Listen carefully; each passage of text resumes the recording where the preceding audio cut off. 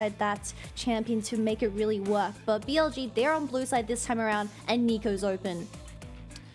Yeah, you gotta go for the Nico. Yagao has proven time and time again that he is more than comfortable on this particular champion. Has already built himself a mini highlight reel of the amount of plays he's able to kind of go, but very creative with that Nico cloning as well. So see what the side of Ultra Prime want to try and swap up for it. I was going to say the Aphelios and Cassante could just be the 1-2 here straight away and get themselves those locked and loaded. For BLG, they may look to get the Wukong and then possibly put the Sion into Bin as well. But again, not a great matchup. Maybe he wants the Jax. We've seen Bin take the Jax into the Cassante on quite a few occasions. So definitely something he is aware of and happy to kind of throw at. But we'll see what they end up want to go for. Yep, champions like the Wukong and the Sejuani are both available. It is going to be the Wukong Insta-lock for soon in this game 1, but I do also want to talk about that Jax priority because we have LCK starting on the other side, and both of these regions so far have had so much priority, or at least a higher priority in this champion, because I think with the new Triforce build, I mean, you are just such a menace when it comes to those late games team fights, especially with a much better base stat with that item being buffed. But it is going to be the Annie counter for this Nico lane, but I still think Nico is just 10 times better when it comes to those team fights. So we'll have to wait and see how Forge really pilots this champion as Ultra Prime. They're gonna now start considering what is going to happen towards that bottom side, because you still have a lot of engaged supports open for On to take, like the Nautilus and also the Rakan. So I'm wondering if they will ban that away. While BLG, you can start focusing down those junglers and really narrow down what Ning has in terms of options. Yeah, absolutely agree. I do say that you still probably want to ban away the Lulu here as BLG. Just get that off the board. You don't want to give that Enchanter support over to someone like SwordArt to help out Doggo to get to that late game that you talked about a little bit earlier on. But they're going to respect the Nocturne for the moment. You mentioned it as well, the Vi and the Nocturne, two things that Ning is exceptionally comfortable on. Maybe going to be going towards a bit of a Viego in this particular game, but for so far, we've been seeing it that BLG kind of happy to go for these big AoE team fights. You can look at the way their team has already kind of built itself with that Nico and Wukong. It's the Venn diagrams of death, as I like to call them, as you're kind of covering such a large surface area. And it's actually Ultra Prime who want to ban away the Lulu. And that gives, honestly, I feel like it's a bit of a misstep there from Ultra Prime. I feel like BLG were kind of forced to ban that one. Ultra Prime could have picked it, but they obviously want to go for a little bit more of a hard engage, maybe the Nautilus. SwordArt can also look for something like the Braum, save that counter for the support position, but something possible of happening for the side of Ultra Prime. We have seen an Annie being flexed towards that support. I believe it was FPX Chill picking up for himself, and then we have the Cassante being placed in the mid lane, and then we have a counter pick save for that top lane just for Hery, because we've seen that once he is in a winning matchup, it does allow or make Bin have such a struggle in that top side. And him coming into the summer split, yes, he is extremely consistent in the team fights, but he has found a little bit of a crevice to overcome when it comes to the laning phase. But we'll have to wait and see. But it is going to be the Rakan denied away from On. So now the question is, what is On going to pick? Because we have seen champions like the Janna picked by a 1D, and that did wonders for him. But it is going to be just a plain I'm not gonna plain Nautilus. Oh my god, I need to shut up. Take it away, Oisin. They needed a bit of hard engage to help out as this full dive composition kind of comes in. The Nautilus, the Malphite locked and loaded here for BLG. They're looking to try and just honestly just pile everybody onto Doggo and kill him. That's the vibe I'm getting for them right now as Ultra Prime think about where they want to try and put this last pick for themselves. Plenty of burst available if they can combo up this Kha'Zix if it does get locked in with the Annie, but does work as a similar style here with the Viego, a little bit maybe more safety and more reset. So they're going to go and pick up that particular jungler for themselves and give that to Ning there. So good combination of kind of CC available here for the mid jungle of Ultra Prime, and that may be an avenue for them to try and take control of these early to mid game team fights. Yeah, most definitely. And this is going to be Ning's first game on the Viego for the summer regular split. So we'll have to wait and see how he is feeling in this matchup up against the Wukong, which is going to be for BLG. But like you've been saying, BLG locking in so much wombo combos for this game one. The Nico, the Cyclone, and the Malphite. I mean, everyone's going to be in a bouncing castle if Ultra Prime isn't going to play carefully around those chokes. But my biggest point is still going to be about how Ning is going to pilot this Viego, where he has to be kind of stepping up as that carry player, because we've seen Viegos do wonders once you are able to get those resets. But I'm getting a little bit worried because I don't think Annie does have that amount of burst to put someone so low where the Viego can use the Heartbreaker and start popping off. But we will have to wait and see for this game one. Game is ready to begin. The teams are locked and loaded. We are going to be jumping onto the rift for game one of this best of three. BLG still undefeated here in the LPL in terms of series. 3-0, looking to make that 4-0 as they hit the 25% mark, whereas on the side of Ultra Prime looking to try and bounce back after a tough loss against WE. Maybe to get themselves a little bit of a scalp, and maybe playoffs doesn't become that big of a dream for this very, very young roster. We'll have to wait and see, as everything shall be left here on the rift for this first game. And I want to give a little stat just before we do jump into this one. Ning has only played the Viego twice.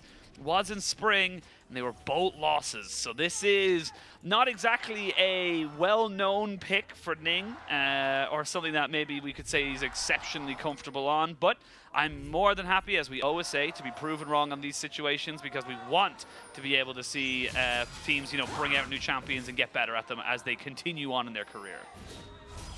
Yeah, most definitely. And the points that I had for Ning is I think he is a very reliable player once you are able to safely get to that level 6 point for this champion. And especially with the Viego, you want to be full clearing and just hoping that you do have a very swift early game. But BLG, I mean, on being on something like the Nautilus, is going to start forcing that tempo very early on throughout the bottom side, and especially with Yagao given a high priority lane in this mid lane matchup, it is going to allow Xun to hover towards that bottom side and force things to happen. So Ultra Prime, they really need to deny all of those angles if they want an even matchup in this mid game.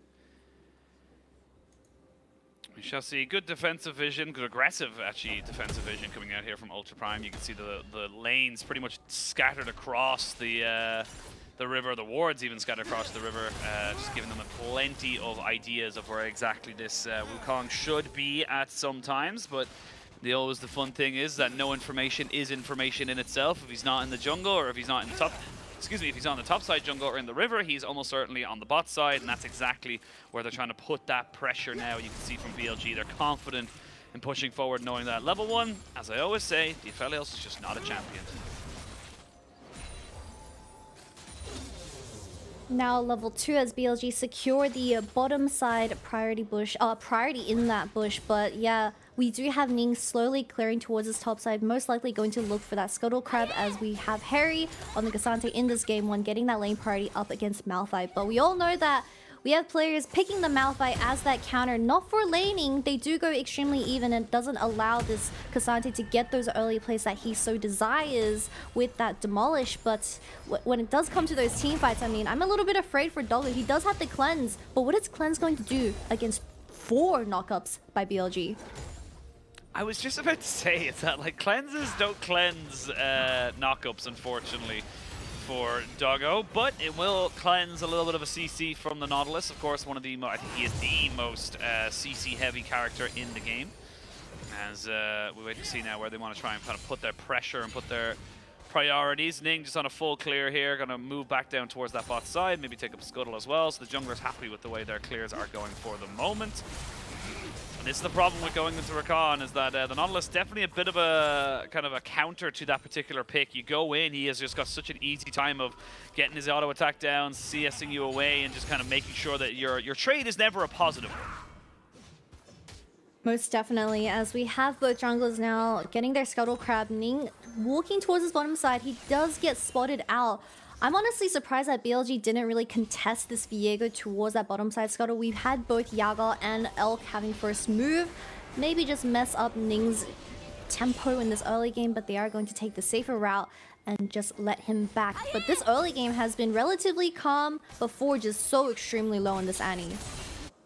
Yeah, taking some unfortunate trade backs as we always know, the first 5 minutes of the game, generally speaking, doesn't really have a lot happening here. We'll see if Xun and On want to go for anything here themselves. They're going to push in aggressively. Is here. Yeah, they are going to find the lollipop right there on the Doggo, who does cleanse away, gets himself a flash, and drops down the Gravitum as well. Good trade back of damage here for the Ultra Prime bot lane, which forces a flash out of Xun. It is summoners, though, in favor of BLG, as they only burned 2 and they got 3 out of Ultra Prime. And more importantly, they got 2 of those off of the AD carry. Like you said, I mean, Doggo is now sitting on no summoner spells whatsoever as Ultra Prime Ning. He is going to just hover around as Doggo gets his wave in, but I'm getting a little bit worried because he has that flash available. I'm assuming he went Hex Tech as well, so if he gets his hands by just flash autoing this Aphelios, that can be a kill angle for BLG to force, but we'll have to wait and see because you have Shun not anywhere near this bottom side just quite yet. They're going to try and dive it. This is risky. You've Glacial Augment on and a Cleanse on Elk, so this is definitely not the most ideal of situations. Good auto-attacking spacing coming in here. A good flash from both bot laners means they know they're not going to go down. Doggo is so low and he is so dead. Now the Jinx can get excited. Ultra Prime, I love the idea, but the execution just wasn't it. Oisin, I've said it before, as long as Ultra Prime don't explode in the early game, I think it's winnable, but 2 kills into Elk's hand on a Jinx, as on an Elk, they just have to burn their flashes to avoid all the CC and setup that Ultra Prime tried to throw at them, and it turned out to be a disastrous dive. But we will have another look at what happened here because we have the wave pushed in, and the Chompers does get onto the support of Ultra Prime, but this CC not landing onto the Jinx, and also BLG on having that flash available, Doggo taking that extra bit of tower shot. Shun had to give up his Raptors. I know most solo queue junglers don't do this, but he will protect his bottom lane when he has to. I mean, just a huge swing of momentum right there. And honestly, I think he said it, is that this game does feel like it's this team just feel like it's kind of like relies on Elk and they put so much into him. And a lot of teams are trying to put so much against him to try and stop him from having these kind of impacts. But now with 2-0 and 1, he's still got the Cull stacking up. He's already got the High Noon Quiver. He is feeling good right now in this bot side. And again, it just came off of the fact that Doggo had no summon. I like the idea from Ultra Prime if they had all their summoners to do the turret aggro, but without those and the fact that they're just not able to gain anything off of Elkanon, it just makes it so much harder. You know, talking about tower dives and playing towards that bottom side, specifically shutting down a Jinx in that early game, I think LGD did a great example of how to really shut down this Jinx from having a safe early game, and I believe that was the series up against JDG. So I would like everyone to kind of look back to that because I think LGD had a really good approach. They burnt the summoner spells very early on from the bottom lane, and then they just kept re-ganking this. But this time around, it was your own ADC who had to burn the double summoners out of a 3v3, as this is going to be a slow push for the side of BLG, as Yagao, he is going to hit level 6 very soon. After, I believe, one more wave. He's level 7 now, never mind. So they want to look for a 4-man dive towards his bottom side. I mean, they may be looking for it. The junglers are going to find themselves in a 1v1. Actually, never mind. It's a 3v2 in favor of BLG. The Rakan just can't stay alive. Doggo accepts his fate and goes, look, I'm going to make sure my jungler doesn't take a bad trade here. Ning just not really pulling the trigger, and this is already 5 kills at 8 minutes. We talked about how normally the meta right now is just so slow. Not in the bot lane, and not for BLG. We need to take another look at how SwordArt got so extremely low, where Elk's Super Mega Death Rocket just finished him off. I'm assuming he didn't respect this slow pushing wave that was going towards Ultra Prime, never mind. But it is just the hook landing from on, and he got CC'd by the Chompers as a follow-up. As Doggo not having that flash available, getting wrapped around by the jungler of BLG is going to be another kill into this Kraken Slayer. Jinx at 8 minutes, Oisin. I mean, this is just hard to watch right now, and you can see Forge without an ultimate is going to be in a lot of trouble. Does he have a flash to get away? He does, but it shall be followed up there by Sean, who's got one a little bit of his own. This is 6 kills, and this is the scary BLG. This is a BLG that we've seen so often now so far this split. Yes, we're only 3 series deep, but their early games have been so suffocating for any and all teams to kind of go against. It really does feel like this team just knows how to play the game far more aggressively than, honestly, a lot of other teams in the league. Yeah, BLG really showing us why they are the best early game team when it comes to the LPL. But I just wanted to highlight that Elk is alone in this bottom side. No one is going to be annoying him for the next minute or so, as he picks up, I believe, 2 plates if he can get this wave in. Maybe not. That's a little bit too greedy, as we have we'll get it on the next one as Forge makes his way down here, but he also has to be very careful as On has given up that priority towards his Sphere of Terror, which is going to get secured by Ning. I'm sure they're more than happy because BLG, they're in the lead when it comes to just having 3k gold in this Jinx's pocket. So... yeah, I mean, 3 plates there for free to Elk.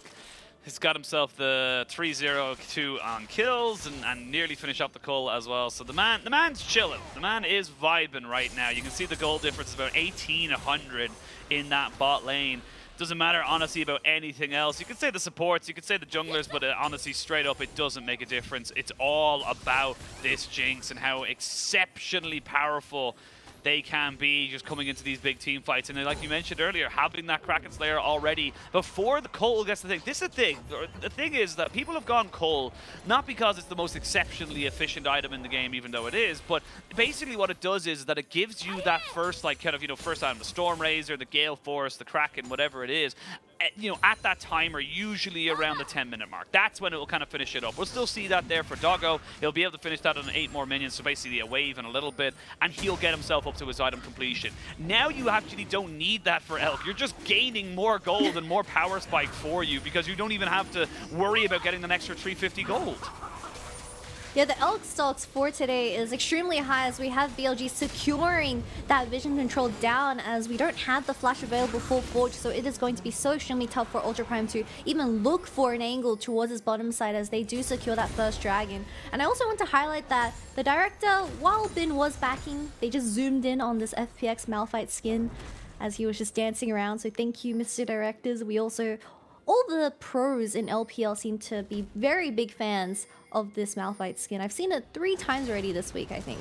Yeah, I think Doomby, I think it was LPL Fan Club tweeted out that translation from Doomby's co-stream where he's saying that, like, you know, it's nice to see his skin getting some use and a lot of it at that. And we'll see where everything wants to kind of go from here. It's kind of been a bit of a quiet few minutes. Oh, bless you, Oisin. But something I do also want to highlight is Ning going for that Black Cleaver first, as you do have so much frontline on the side of BLG. So just having that extra bit of shred in terms of damage is going to help out Doggo in terms of how he's going to be able to DPS in this team fight. But we have highlighted that the reason why Vi and Nautilus is so high priority as the hook does miss from On, but there is just no way that Ultra Prime is going to be able to walk into their own jungle. Yagao is around the corner as well. But having that single target CC onto Doggo is going to be the last thing he sees, as he will be very scared in this bottom side. But yeah, BLG having so much gold in the hands of Elk already and having the amazing setup for this Jinx to pop off. It's a dive angle. Maybe not so much anymore with the wave getting pushed in. But On thinking about it again. On and Shun, this dynamic duo. Ning is coming here, but he's a little bit further behind. He has got the Black Cleaver, like you mentioned, to kind of shred through these health bars, but definitely not feeling the most super confident in On and Shun, recognizing maybe they don't want to make this one work just you know, hard force it as of yet. There is a TP for Forge and for Hery. He went mid lane. Vision control. Oh my god, we're going to see them go straight in on top of SwordArt, who just gets bombed up. Does not get away as the second half of the Cyclone is good. Doggo trying to see if he can get away from this one here. Does have the shock ropes. Nice little hook there right on top of Ning, and Elk gets himself his 4th kill of the game. It is a kill over to Ultra Prime to get themselves finally onto the board. But all this gold, all this experience, it's a 2-level difference between Doggo and Elk right now. And that's just the tip of the iceberg. And you see Elk already denying that CS, letting the minions die to the tower, which means setting Doggo even further behind. I don't think Yagao has the damage to finish off Forge here. Just quiet the flash from Forge and Yagao. All right. Okay. I mean, yeah, look, it is what it is.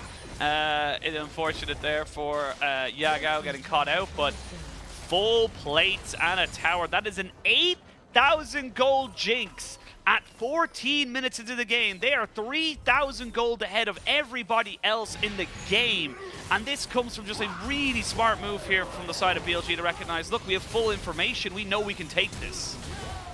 On is just another being when he is given something that has a hooking ability, and I believe that he is now sitting on 100 KP on this Nautilus and is landing every single Q onto the enemy team and allowing Elk to pick those up one by one. But you already see that BLG, they don't need their ADC to really outplay the enemy team. They're already giving Doggo a really hard time in that 2v3 with only Shun. Shun did fall at the very end, but Doggo being so far behind. I believe that Elk is going to be on his second item exactly on the Kraken Slayer and the Gale Force now, while Doggo unfortunately sitting on that Storm Razor. I've been saying this, Oisin, Ultra Prime, they needed to hold down the forts in this early game, but this game is spiraling out of control with this Dragon and Rift Herald spawning in the next few seconds. I believe the first Rift Herald timed out for Ning. I don't believe he got to use it. He died. Yeah, I think he waited far, far too long to try and get that one going for himself. So yes, they got an objective, but it was a couple of local. It was a bit of local golden experience. Might as well have been a blue buff at that stage, just because of the lack of power they were able to kind of get from it, and because of the reset that had to come out of from Hery on that top side. It means we are going to see that tower getting taken down in that top lane. So Yagao may be the target here, but it's a Nico at level 11. It's doable, but it's bloody risky. Oh, is it bloody risky in it? We do have 3 people going towards his bottom side though. Forge having that flash available. What was that? We have 4 people committed to this. I mean, you've got 4 people. This is what I was saying. It was risky. Forge is They're already all going dead. golden, and they're all going so low. Will they be able to kill off Yagao? Yes, they will finally be able to get off their mark, but now they can see they can maybe go for something on top of On. There's going to be a Super Mega Death Rocket coming in, and from downtown, Elk gets himself some kill participation. While this is happening, he's pushing in the mid lane. It's 2 kills for 1 a tower. Elk can keep going, though. They haven't reset, so he's going to get even more power into this mid lane. Look, a 2-for-1 trade, we call that a win for Ultra Prime as they do shut down the 2 solo laners of BLG. I thought that dive was going to go so horribly for Ultra Prime, but Forge coming out with a very clutch stopwatch to stop that tank. And at the very end, it was only Ning that fell, but of course Elk getting another kill into his pockets with that Super Mega Death Rocket and 2 towers in this mid lane. I'm not too sure how Ultra Prime, or at least Forge and SwordArt, is going to find their angles in these team fights, because you have no vision to work of whatsoever. Yeah, absolutely none. And 2 towers in mid, the Dragon, the Rift Heralds, oh wait, did they get the Rift Heralds? Actually, no, I don't believe he did. No way, he did. Where? Oh, he dropped it mid. Sorry, I'm absolutely tripping right now. Your impeccable British accent just caught me off guard so much. Flash in, cleanse, not good enough. They're going to try and see if they can get on top of Elk to try and trade this one back as Forge is waiting off to the backside. They are going to have a TP coming in, though. That's Yagao, looking like he's going to try and make this one work for his team, and he does just that. Elk gets excited. This is a exhibition match here for BLG. They are already 8,000 gold ahead of Ultra Prime. We're not even at 20 minutes right now, Kitty. Oisin, are we allowed to broadcast this? This is a slaughter from BLG. We have the attempts from Forge flashing onto Elk, who had that instant cleanse available. And of course, Yagao wrapping around with that TP just meant 3 more people falling to the victims of this team. But now they're going to work towards this bottom side tower. I'm not too sure how they're going to win this game anymore, because you have Hery, who is even in terms of levels, but it's just a Cassante. I mean, even if Hery does get his hands on top of the Jinx, like, Elk's just so far ahead now that he probably shreds you out. And this, again, just Doggo not respecting the fact that he could get engaged upon. Forge tries to make it work, but that was a frame-perfect cleanse coming out here from Elk, which would normally be impressive, but that's just the standard that these AD carries in this league need to be. Yeah, and Yagao didn't even need to do anything here as the ultimate from Jinx just connects onto Doggo. But I also wanted to point out, great value out of this cleanse so far. I mean, we saw the W connect from Jinx, but I'm so sorry, Doggo. I don't think cleanse was the way to go for this game. Maybe a heal could have helped when it did come to those 2v3s, but I'm a result-based analyst, and this game is definitely proving to be so. But yeah, this is a huge goal lead for the side of BLG, nearing 10k at 20 minutes, Oisin. I mean, it's a 3-item Jinx. There's 3 items onto Elk. The Gale Force was kind of changed so that early on it wouldn't be so good, and that late game it kind of becomes a bit of a better scaling item. Freak's words, not mine, but this is just unheard of. How do you make this work? You need to throw everything onto Elk and hope and pray you kill him. That's exactly what they're going to try and do here, but a great little disengage here. That means that On's going to be the target. He will be shut down as Ning picks himself up a kill. Look, it's not a lot, but it's enough to try and make it a little bit more tentative moments here for the side of BLG, and they're not going to be as cocky walking into this jungle. Look, it wasn't just a kill, okay, Oisin? It was also red buff going into the hands of Doggo as they regained somewhat of a vision towards his top side. But I don't think they need On to even win this team fight because they can't just win it from a 4v5. I mean, Forge is getting solo. Oh my god, and Forge as well. That was like 2 or 3 auto attacks here from Elk. So low, and already you can see Elk just kind of pushing forward. There was no stun available. They just try to use that for a little bit of harassment. That's about it. You can see now that even 4v5, they just can't be confident going forward onto this. They can't feel like they can take anybody out without any of those big ultimates like the Heartbreaker or the Quickness. I'm gonna be real, I think as long as BLG don't go for a full-on 50-50 flip for the Baron, they've just won this game. Forge is going for a TP. No flash available on Elk. They don't know he's there just yet. They're gonna see if they can maybe catch him out, but he's already just a little bit too far behind the play. Just too much damage coming out here. You try to walk forward onto this Jinx, 1 or 2 auto attacks, even onto people like Hery, and you're just going to fall to the wayside. They're already waiting in the bush, seeing if they can maybe go for a bit of a move here. They're going to get some decent harassment down. Yagao throwing out the clone just to be confirming that the information he got is exactly correct. And again, just going to get themselves reset, get themselves back onto the map, because look at the way the wave states are. It's like you haven't taken a tower and everything's in the favor of BLG. Yeah, really good disengage from BLG, respecting Forge's TP flank on this Annie, which was spotted out by On as he made his way back towards that top side. Now they're going to just reset and work towards this Inferno Soul point. Inferno Soul for Jinx is not going to be ideal for Ultra Prime to deal with, but now Elk having that cleanse available, also not having the flash, but he has the Gale Force for that extra bit of distance. So, I mean, Forge, he can realistically look for a pick onto On and force the numbers advantage, but I'm not too sure if they have the damage to finish anyone else off other than this Nautilus, but we'll have to wait and see because Ultra Prime, they can contest this, but I don't think they have what it takes. I just don't think it's worth it right now. This is just a slow burn, Oisin. Yeah, I mean, it's a slow burn.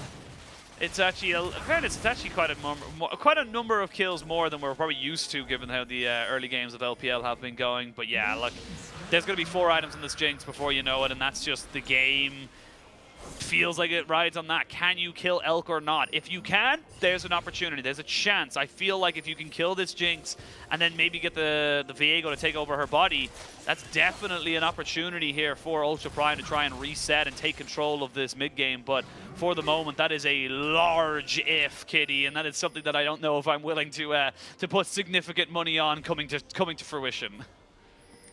Look, Oisin, 4-item Elk isn't real. If I close my eyes, then Elk doesn't exist in this game. And he's not working towards his 4th item at 22 minutes. It's not real. This Jinx getting 7-0 for this game 1 isn't real. You can't tell me otherwise. And who says League players aren't delusional? But yeah, like, I mean, they are going to go in for this Baron, but there's a good sneaky little ward. Seems to always catch people out. Hery is going to have a TP, though, as he recognizes he's probably just a little bit too far away to get a reset off before this. This is a little bit of a flip for the moment. They don't have perfect vision. Now they do. They know exactly that this Baron health is on because the pink in the back of the pit gives them just that. But it's BLG kind of saying, look, we're not going to go for this just yet. Because, again, they've got Bin on this Malphite, who is just huge. He's just not going to care for a lot of this damage. And, yes, he takes about, you know, maybe a 1/5 of his HP off it. But with the shielding coming out in from his passive and being able to kind of reset that out, they got the TP from Hery. That's a win for BLG. They don't need to go for anything more. Yeah, Ultra Prime, they do have 2 sneaky wards surrounding this Baron, so they know that BLG was trying to bait the idea, but that is going to get spotted out by On, so it's not going to work anymore for the side of SwordArt. But we see that Ultra Prime, they're pretty lucky that BLG didn't commit to this Baron as they were able to kind of back and reset with the waves that were pushing in on the side. So, bit of a breather. But we need to remind the audience that in 3 minutes it's going to be Infernal Soul for BLG. So I'm not too sure if Doggo can make it to his third item, especially with Elk working towards his IE. But BLG can realistically keep dancing with this idea. I want them to clear that one at the very back. I don't think Ultra Prime have what it takes to stop you from clearing that pink ward. And just fighting in a choke for BLG is what they're looking for. Look, I'm not going to ask the obvious question of what do Ultra Prime need to do. We know what they need to do. They need a miracle. And unfortunately, miracles are just that, few and far between. So I suppose the only thing I can really think of is that, how do you want to see BLG break this one down and truly end it? Because yes, they are ahead. Yes, they've got themselves an Infernal Soul point in 2 minutes, but they haven't been able to kind of, do anything for the last while. What do you want to see them try to really kind of put the last nail in this coffin? Oisin, I'm a bit of a clown emoji right now because I've realized that Elk has actually picked up the BT and not the IE because of how the items have changed. It's so weird to me that you can build Gale Force and Kraken Slayer at the same time. But right, it'll be an adjustment. We'll get there, though. We will get there. Yeah, it's like how all the pro players need to start counting their minions now. I was talking to a couple pro players. They're like, it's just so annoying versing a Nico because you have to be hyper attentive when it comes to these waves, and that is just not something you want to deal with. Also, I did also want to see Ning play a Nocturne game, at least for tonight, because that's also something that BLG might find annoying, because you can close off the lights and pick something like the Ornn that will disrupt with Elk sitting in the backline. But they didn't go with that approach for this game one, so I have to wait and see if that's going to be in the next few drafts. We'll wait and see. Wasn't to be in this particular one. Ultra Prime are slowly but surely getting towards potentially a 3-item Aphelios, so we know damn well how scary Aphelios can be. SwordArt knows he's not in any immediate danger as On had already thrown out the hook, so he had a couple of seconds before that one came back off of cooldown. You've got 2 pink wards available here for Ning, so the actual Vision War is not that hard to keep here for the side of Ultra Prime. They can just get into the back of that pit with the mist and throw that Viego in kind of a little bit of harm's way to try and make sure the Barons doesn't get taken. Oh, Yagao, he's cooking! Oh, you go! You have to count your minions! And that's exactly what you got to be doing, because that thing can just be so... That's it. That could be just straight up your game. Who frontlines for you right now? Because you're going to lose your Annie as well. You're losing 2 members. Your solo laner's gone. And Doggo taken out by the red buff of this Elk Jinx. 9-0 and 4. Just an insane level of carry potential available for this Jinx. They're going to break up on the base. They don't even care about the minions or anything else. And Ultra Prime support and jungler, they find themselves on the wrong side of the map. And probably on the wrong side of this fight because they are going to die. They're going to go down, and Elk wants more. He wants to try and find them, but he will not know exactly where Ning is. Now he goes for the 1v1. Heartbreaker down. He's going to grab the zap. You're just too far behind. Any other time the Viego wins, and that ends up being an ace for none in favor of BLG. They didn't need the Baron. They didn't need the Soul. They just needed a pick. And they're going to take game 1. 2 orders is all it took to delete Doggo out of this game 1. Elk is gonna finish this game on the Jinx. Very happy at 27 minutes. But Jesus Christ, I've never seen such a fed Jinx in my life. And that all happened because we had that 3v3 towards the bottom side, and BLG's bottom lane playing the dive perfectly and getting that 3-for-0 trade. But coming into game 2, I'm praying for 180 for Ultra Prime because they can't continue playing like this, aren't she? It can't continue. I mean, look, again, twice in a row we saw them go for dives on bot side, and twice in a row I believe I said something along the lines of like, don't do it, because it was just not really an ideal situation to find yourself in. And look, I love that they're trying. I love that they're trying to say, look, we need to shut down this Jinx as quick as possible. Like you mentioned earlier on, that LGD against JDG proved that you can shut down the Jinx. Ruler did not have a good game against LGD in that first one in that best of 3, but when it goes wrong and that Jinx gets ahead, it's such a risk. It's such a massive flip of the coin. And unfortunately for the side of Ultra Prime, it came up tails. And that meant that Elk just became unstoppable, untouchable. Even when they tried to throw everything at him, it just wasn't enough. Even the 1v1s, he was able to kill everybody.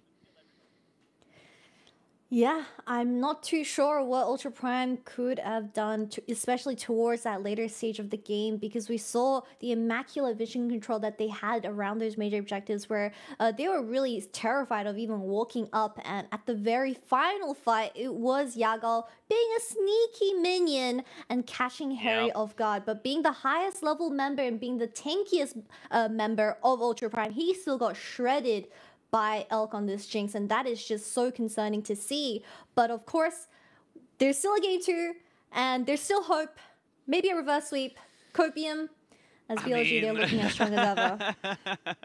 I mean, you gotta try something else. Look, I think that game, I don't like to say it, but it is unfortunately lost in the early game there when the Jinx becomes so far ahead and you have got an engaged support and plenty of options to engage on. We talked about it. Everybody can jump in on you. There's no real safety in those team fights with the Nico, Pop Blossom, the Cyclone from the Wukong, and just straight up the Malphite just running at you with a head first. It just becomes so difficult to be in any way positioned there as Doggo or anyone on the side of Ultra Prime. And look, for BLG, delighted to see them continue on this momentum. And again, I feel like with every single game, every single series, I get more and more impressed with this roster. I get more and more impressed with the individual players being able to pop off whenever they need to. And it doesn't feel like you can just throw everything against Elk because, again, you know, I think Shun had a great game. I think that On was exceptional on this Nautilus once more. It just feels like again and again, there is just too many threats on this BLG lineup, and they are a roster that is proving to be exceptionally difficult to deal with.